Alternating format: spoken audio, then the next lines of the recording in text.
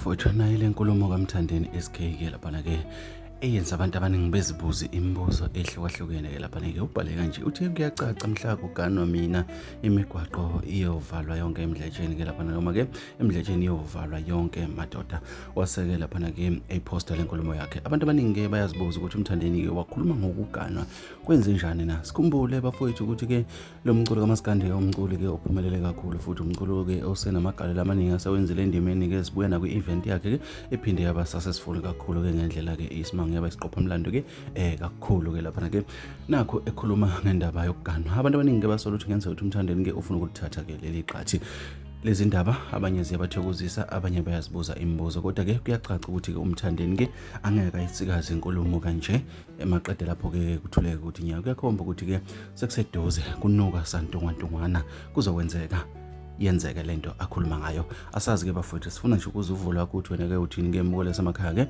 ngalolu daba. Mhlawumbe lingenzeka nawe-ke uyibona ngale ndlela abantu abaningi abayibona ngayo-ke ukuthi uMthandeni-ke kungenzeka-ke naye-ke usefuna ukuganwa. Sikhumbule bafowethu-ke ukuthi labaculi-ke esibasapothayo-ke baphumelele kakhulu. Uma sikhuluma ngabo nje singeke sibabale bonke, siyazi-ke ukuthi-ke ezinye insizwa-ke endimeni kaMaskandi beyiganwa-ke laphana-ke kakhulukazi uKhuza noMfokaMpongose-ke waganwa nabanye-ke abantu abaningi laphana-ke nakunomthandeni ithi-ke kuyacaca ukuthi-ke uma eganwa kuyovalwa yonke imigwaqo bafowethu ilezo.